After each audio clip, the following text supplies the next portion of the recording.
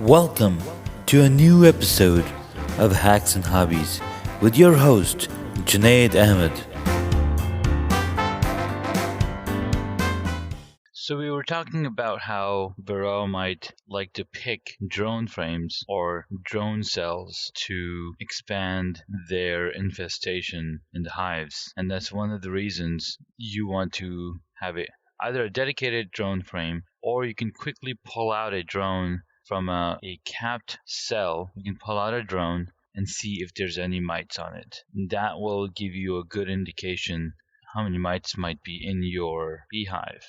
Now, there are a few ways that spread the mites through colonies and from one beehive to other beehive, and that's through migratory beekeepers. These beekeepers move their beehives around, going from farm to farm, helping with pollination. If you're buying a packaged bees from somebody, there could be mites in there. When you're buying nukes, you want to make sure that your hive is coming from a clean supplier. And that's one of the reasons that an inspector, you are required to have your bees inspected on a yearly basis if you're going to be selling nukes to other beekeepers. Robber bees will also bring Varroa mite to your hive, as well as purchased colonies. So if you purchased an entire colony, or if you're doing manipulation, there's many different ways. Uncapping drones and pulling out drone pupa can tell if you have Varroa mites in your hive. Add Apivar medication in the hive last time I had opened them. So I've got 2 sticks in each of my hives. So I've got a total of 7 left, which I have put in the freezer, hoping I can use them next year. They do say that once you've opened the package, you want to use them right away because they might not work next time around. But according to my beekeeper mentor, he said I've used them between multiple years and they've worked just fine. One of the other things that they tell you for when you're doing mite control is that you want to use different medication or different treatment throughout the year or consecutively. One year you use Apivar, the next year you use a different one, so the mites don't build resistance to that same treatment that you're providing year after year.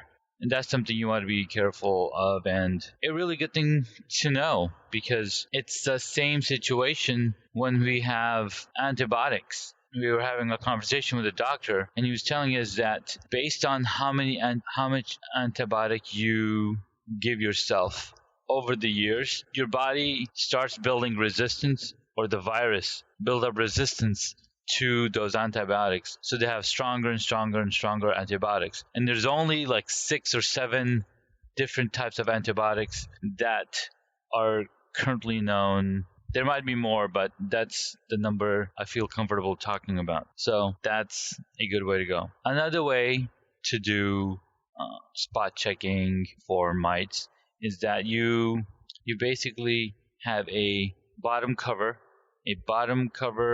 with a slide-in tray. Now, the slide-in tray, what it does is that it enables you to trap the Varroa mite on the boards. So when you have a little white board underneath your hive, any Varroa mite that fall off can be seen on these white boards. I have not seen any, although they're really super tiny. I have checked and looked and haven't seen much in there.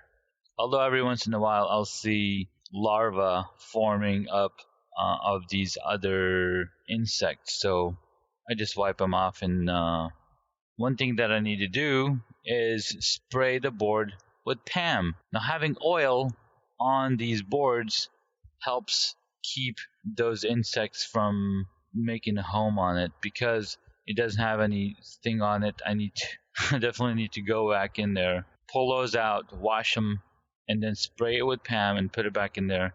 Some other ways of checking for Varroa mite is to do a sampling. In a sampling, you grab about a half a cup of bees, which is about 300 bees, give or take. You scrape off the nurse bees from the brood frames, and you put them in a jar. Then you can put in powdered sugar on the bees in the jar, and you shake them up real good. Then you dump out through the screen mesh. You dump out and see if any mites fall out, and you can count how many mites are in this white dish. And if there's 3 to 4 mites per 300 bees, you're in trouble. But if there are 1 or 2 mites per 300 bees, then you're in the okay area and you probably need to do treatment. You got to do treatment either way. And when I say you're in trouble, that means you need to do massive action. You got to take a massive action to make big changes to your hive to eliminate those mites from there. Some of the things that you could do is you take your frames out. You can either remove the queen. Once you remove the queen, she's not laying any eggs. And if you know that you have brood frames, you'll have to take those brood frames out of circulation and freeze them.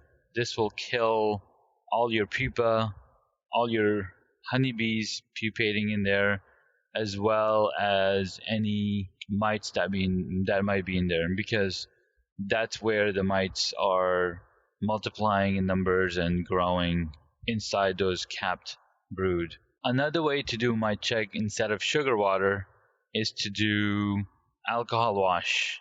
Alcohol wash will do around the same thing, because what it does, that the mites will stick to the side of the jar when you use alcohol wash. So the powdered sugar treatment is another one. Is you can take 1 cup of powdered sugar and a sifter and a bee brush, and then you can essentially put the powdered sugar on top of the beehive. Any bees that are sitting there will have the powdered sugar on it, and then you can effectively see the bees. Some of the chemical treatment, one of the ones I mentioned was the Apivar. So ApiLife Var is a thymol-based product. It's extremely concentrated, but it also temperature sensitive. So you want to use it in cooler temperatures. The formic acid is another type of treatment. These are strips that you put inside your hive, and they help remove the mites and kill them. HopGuard 2 is another one. It's beta acid.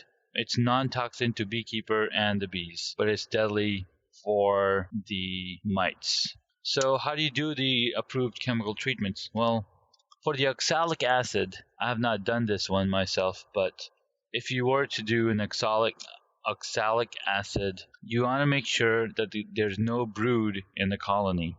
You may apply to packages or swarms to kill the phoretic mites. And application method is you're using dribbling through a syringe, or you're using a spray, or you can use a vapor method, which requires a vaporizer. You essentially put a vaporizer underneath your hive, and you put the oxalic acid in there. Now the vapors will then climb up through the hive to the top and eliminate any mites there might be in there. Now there are some hard chemical treatments as well.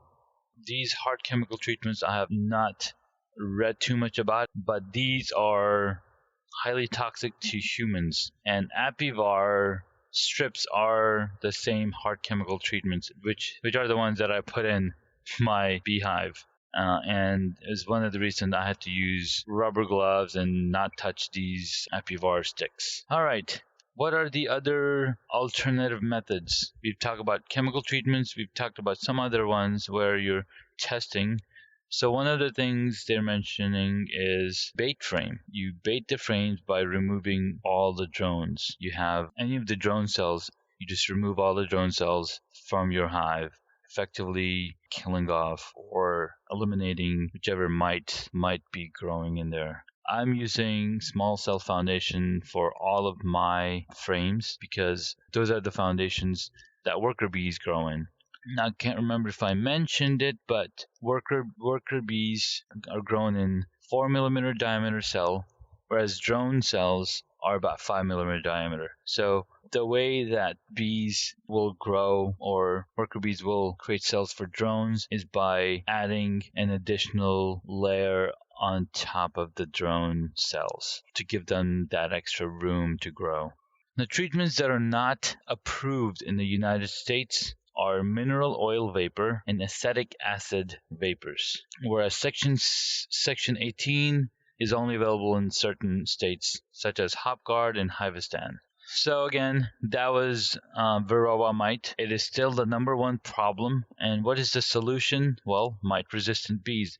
And that's one of the reasons I've got the Saskatraz to test it out. The Saskatraz hives or Saskatraz bees are designed and bred to be mite resistant. So we got to do a testing and see if it's working. Some other mite resistant bees are the Russian bees. They take very good care of themselves and are able to resist these mites. So the question is, am I being proactive or will I be part of the problem? I like to think that I'm being proactive, but not having tested for mites in this year doesn't show that proactiveness, although doing the treatment is part of being proactive. Let us hope that we have no mites in our hives. In the next episode, I'll talk about tracheal mites and what kind of problem they cause to our bees. Thanks for listening again. Till the next episode.